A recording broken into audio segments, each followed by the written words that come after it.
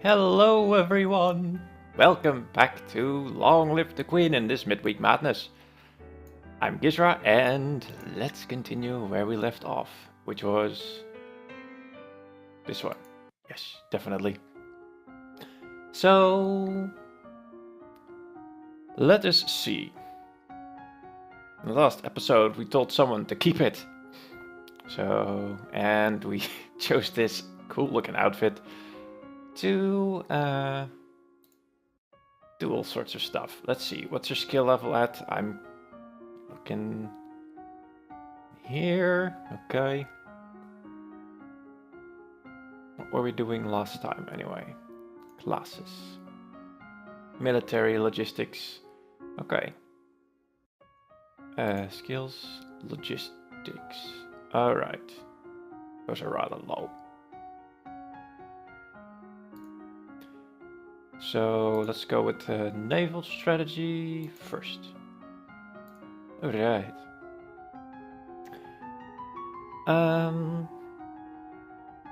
You learn about the challenges to naval warfare posed by unpredictable weather, as well as the dangers of sailing too close to an unknown coastline. You learn about the use of ships in transporting ground soldiers between locations. Okay. And you study the cost, time, and materials required to construct new ships. You study blockades, both setting them and breaking them. Also useful. You are walking through the Great Hall. A freak of wind suddenly blows out all the candles in the room. How strange! There must be an open window somewhere. That does sound kind of freaky. I want to keep the willful up and not reduce anything else. So.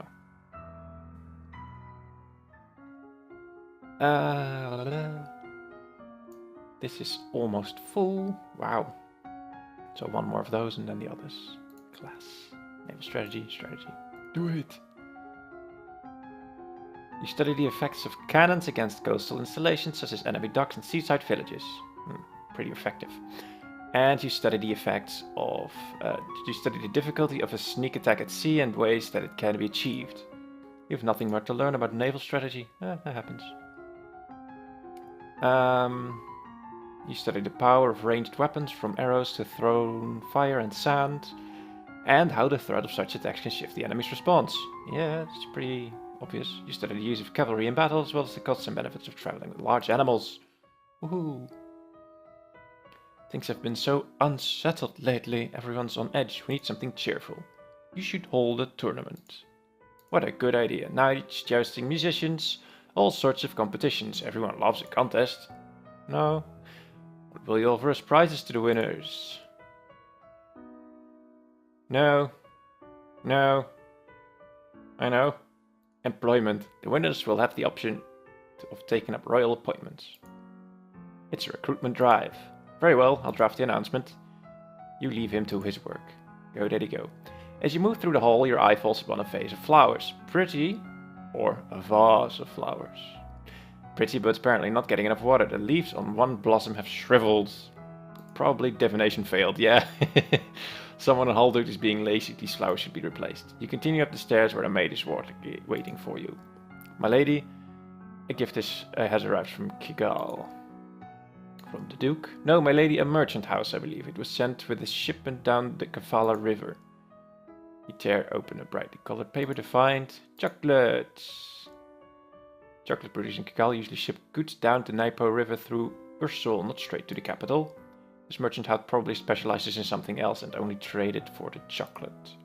Shadel card with the box with our compliments, the House of Kraelat. I have a feeling that if I eat this, I'll die.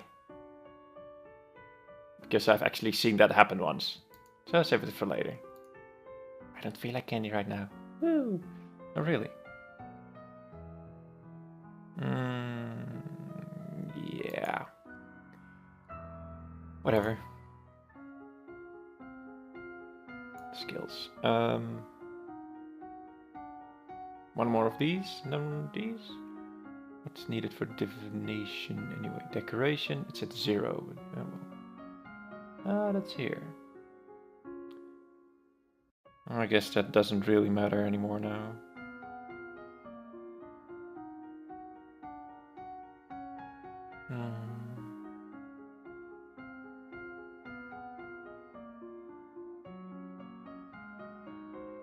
Let me think.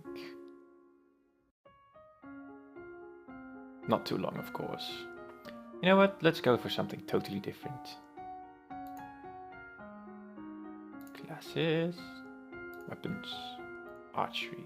Weapons. Archery. To eat. You'll learn how to twist and wax bowstring from a variety of fibers. And you learn to cut, fletch and tie arrows. Oh, how useful. This is the week of the general tournament. Nobles and commoners alike have turned out to compete against each other. The people will be pleased if you participate in their games. However, it would expose you to danger. What event do you wish to partake in? Yeah, I smell death coming. None. I guess I'll just watch from my tower. The tournament goes on without you. After the tournament, a minor tragedy is revealed. Oh. One of the stewards apparently had an incredible sweet tooth and dared to steal a piece of your recently received chocolates. He had a sweet tooth. The chocolates were poisoned. When you ask questions, it turns out that the merchant house which supposedly sent you this present never existed. Aha! Someone has tried to kill you, but you don't know who. No, who doesn't?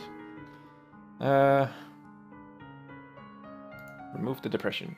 You attend service in the Castle Grove, letting peace of the ritual calm your heart. How useful.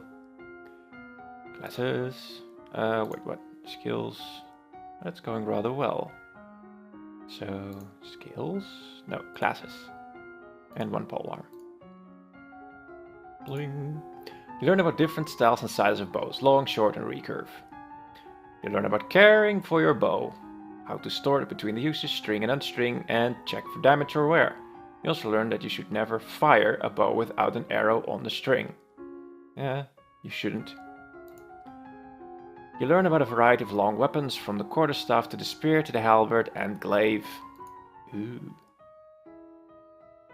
Lady, your father wishes to speak for you. He says it's urgent. Fine, I'm coming. Your father is standing over a map of the coastline, his face grave. Ships have been sighted on approach from Shanjia. Not trade ships, it's a war fleet. What? Within a week, they will be in Novan waters. Within 2, they could reach the capital. Then we will fight to defend ourselves. You can try to use the treasury funds to hire additional soldiers, but it may be difficult on short notice. Well, then don't. No, too late. What about Talassi? Can we call on troops from Setna? Send a message.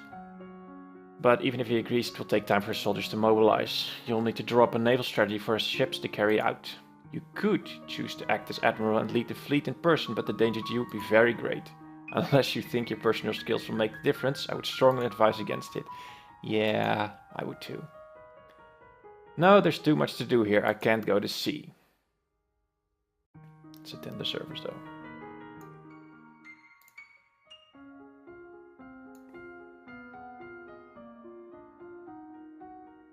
I'm gonna do the strategy. I don't know why. Then again. Would it really matter? Do this recipe once more? Archery. Is it maxed? Dang it. You strap on protective gear and practice gripping, drawing and anchoring the bow before finally losing a shot. Yeah. You practice walking while carrying a long weapon, getting the feel for its size and weight and learning to maneuver without banging it into anything unintentionally. You learn the basic stances, grips and positions for staff fighting and how to block without crushing your fingers. Yeah, that helps. You've unlocked a new outfit. Ooh. Danger on the high seas! Ships close in on each other, angling into range. The Sentients have half again as many troops as you do. It doesn't look promising. The eventual outcome is not in your favor. The Novan ships were sunk or scattered and the Sentient forces pressed towards landfall. Many good soldiers were lost today and Nova's troubles have not ended. Uh-oh. Since you have failed to repel the invasion, the Shanjian fleet will soon land and their troops will begin to progress towards your capital city. Your remaining soldiers will hold them off as long as possible, of course, but the main strength of your military has been exhausted. Nova's future looks bleak. Attend service? I can't! Why can't I do that? mood. Afraid and depressed is alright. Ah, that's why. Probably. Fine.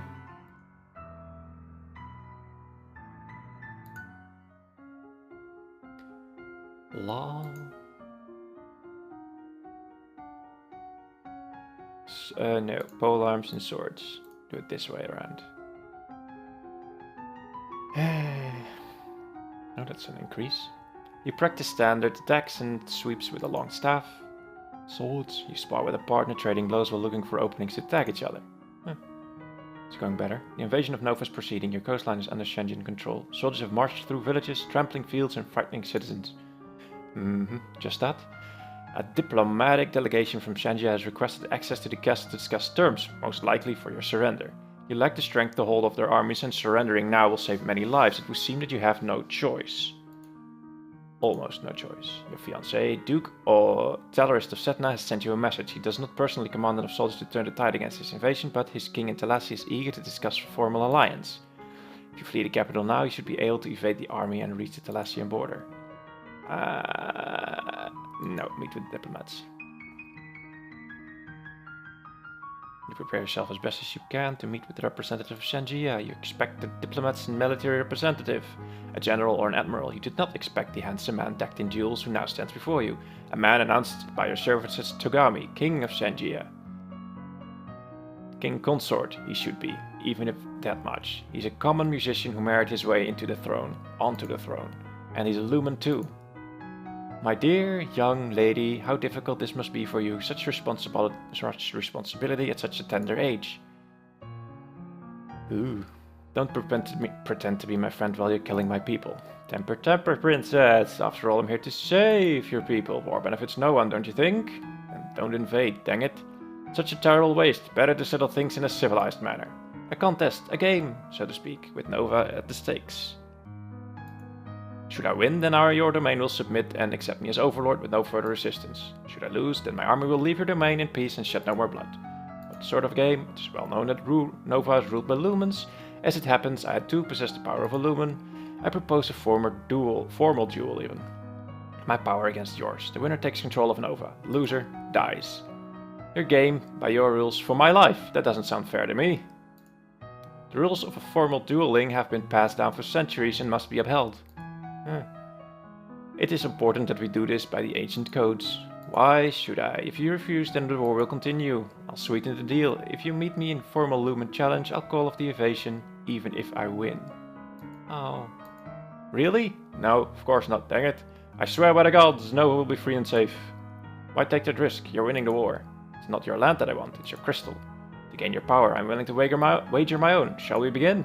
I can sense his power. It's so strong. I've learned everything I possibly could, but he's at least as good as I am. I don't like this, but what choice do I have?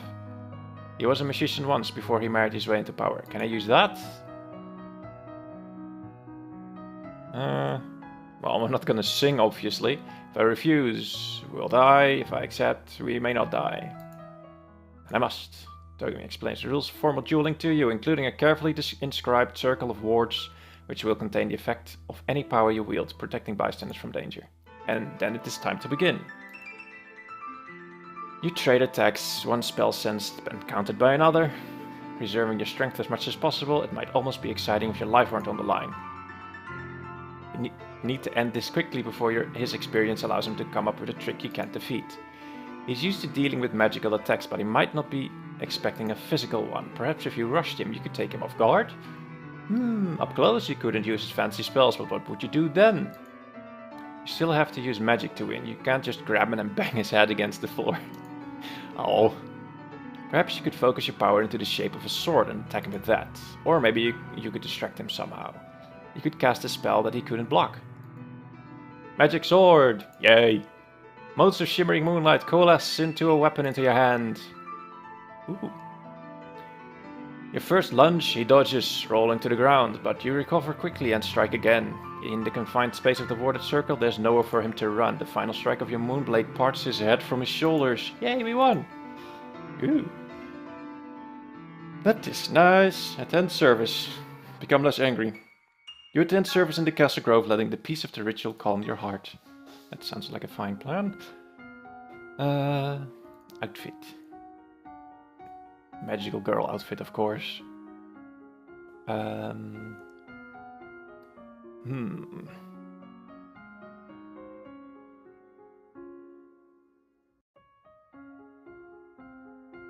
Outer skills.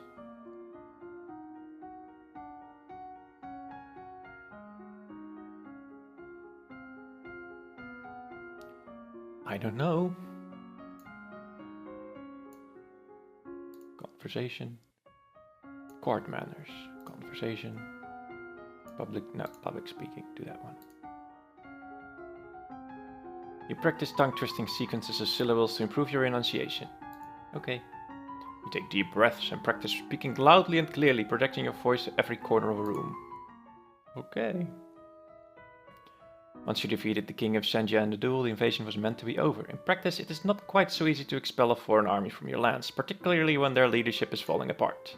The remaining Senjian generals seemed surprisingly eager to go home and left without a fuss, but a large number of soldiers have broken ranks and run amok, looting and pillaging their way through Nova just for fun. A number of royal holdings have been damaged and valuables stolen. Not only do you lose them, but you have to pay for their repairs. Luckily, the Duke of Setna has Family? Where did that come from? Finally sent some reinforcement to your aid. The patrols are small in number, but much fresher than your own troops, and the mere sight of them is enough to strike fear into the hearts of the renegades. Woo. 9,274. 24. That's 700 less than last time. That's a nice tongue twister, isn't it? Classes. Do one more. Wait, what? Skills. Public speaking. Yeah, we can do one more.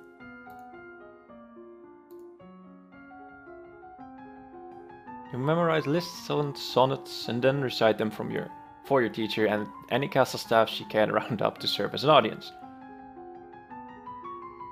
Your teacher asks you questions about made-up nonsense, pushing you to improvise answers smoothly and swiftly without having to worry about them being correct. Wait, that's politics, basically. Time slipped by you so quickly, only 2 weeks remain before your birthday celebration and your official coronation as queen. Have you done enough to build a stable Nova? It is traditional for the palace to provide entertainment and refreshment for the common people when a new monarch is crowned. It is a rare opportunity for the poor of the land to dine like nobles. The size and scope of such feasts depend on what expense the royal treasury is willing to bear. Not much, I guess. I'll have the chefs prepare roasted meat and cakes, but when they run out, they run out. Exactly. 9,100. I have a feeling we'll need it. Skills. Classes.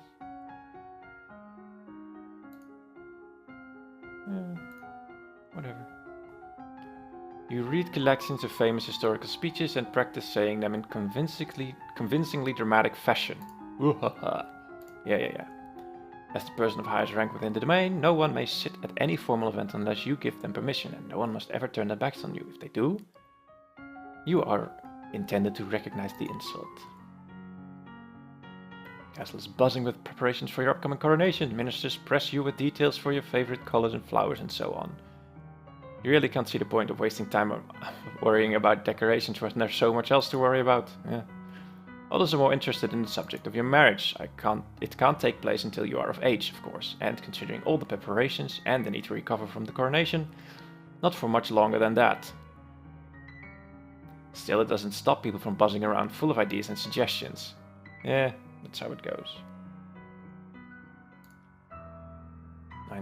Still sound but the same. Classes. Court manners. Feels correct to do this. You study rules for formal dining, including the proper utensils for different dishes. As the queen, no one will comment on your mistakes, but they will notice them.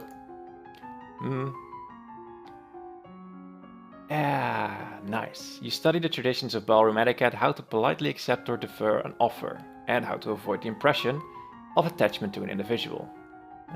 You memorize the correct title for every servant in the castle. Treating servants with respect ensures good service. Yep, blah blah. At this time last year, you were celebrating your 14th birthday. You were in the high school garden. You were in the school garden, surrounded by your friends. A teacher brought you tea and cakes, while a wealthy merchant's son wove a crown of flowers for your head. Didn't matter so much that you were a princess then, your title was something for the future.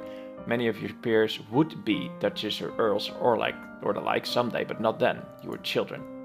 Your parents could not attend on the actual day, but they did send wonderful gifts, some for you and some for you to share.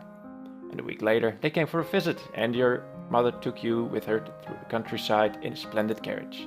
It was the last time you would ever see her. Oh. You wonder if, wherever she is, she can see you now. You are 15 years old, a legal adult. You have worked and studied and suffered and prepared, and now the time has come. Oh, you kneel before the priestess, barely hearing her words as she recites the blessing. She calls upon the gods to deliver peace, wisdom, and prosperity to you, and through you to all of Nova. And then she calls upon you for your oath of rulership. Priestess of the first circle, will you guide and govern and protect your people to the best of your ability according to law and custom? No. Oh, she will. Go, Elodie. Will you, to the best of your power, uphold the ideals of love, honor, justice, and mercy? No. She will. And lords and ladies assembled, I present to you your undoubted queen who has sworn you her loyalty. You have come to give homage. Will you do the same?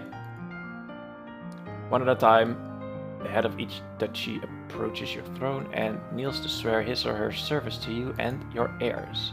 People of Nova, I give you Elodie, daughter of Fidelia, your true sovereign. What say you all? Woo-hoo. Oh, long live the queen. Ah, thank you, I will. Woohoo! Elodie's coronation day was scarred by tragedy. Rumors spread among the commoners that there was not enough food at the festivities for everyone, and a stampede broke out as each fought to be among the lucky few who would be fed. There were not enough soldiers on hand to maintain order, and a number of people were trampled to death in the chaos. While the loss of life was small, the bad feelings would linger for some time. Maybe we should have given a bigger feast. The following year, Elodie and Talaris were married in a ceremony that threatened to rival a coronation for pomp and splendor. Once his daughter was secure on her throne, Jocelyn returned to his birthplace to focus on his duties as Duke of Caloris. He soon became engaged in the Countess of Sirin. Subject of magic and lumens remained a slightly uncomfortable one for the citizens of Nova, perfectly fine for the queen who had inherited it by divine right, but not something that other people should be aspiring towards. Look at all the terrible things that happened when the power fell into the wrong hands. That power. As an openly acknowledged lumen, Juliana, Duchess of Ursul, was met with public suspicion. Whenever she journeyed outside the duchy, at times that suspicion was accompanied with thrown vegetables. At least she got fed. That did not matter that Elodie supported her fully as a member of the noble court. That only led the commoners to whisper that Juliana was a bad influence on their queen. Right. After the failed invasion, relationship with Shangia remained tense. First came the recriminations and demands from the Queen of Shangia, devastated by the death of her husband, which Elodie ignored. Then came the subtler approaches, the quiet gratitude and offers for alliances from ministers who were thrilled to see Takami gone. Elodie ignored these also, which was just as well, since the next thing to arrive was the preserved head of one of those traitorous ministers, sent by the Queen of Shangia as a warning. But there was no sign of war in the immediate future. Well, there was not likely to be an alliance either. Managing a country is always a juggling act, but Elodie had mastered the art of being one step ahead of the game. Their information network allowed her to predict the moves of her enemies and outmaneuver them, allowing Nova to gain a little more power and prestige every time. And thus Queen Elodie's legacy stretched into the future. Written by... Music. Oh no. Hanako Games and Spiky Caterpillar. Piero Lunaire. Art Izumi K. Fukagawa. Miles V. It sounds like the Criminals. Jeff Haas. Oh, Melkor. Iteru. Done. Well, that officially concludes this Long Live the Queen series. Yeah. Thank you very much for watching. Leave a like if you enjoyed the episode, and if you have a preference for a future game for next week, please let me know. And well, yeah, this was fun and odd. Still, thank you very much for watching, and I like to see you again in the next episode. Bye bye!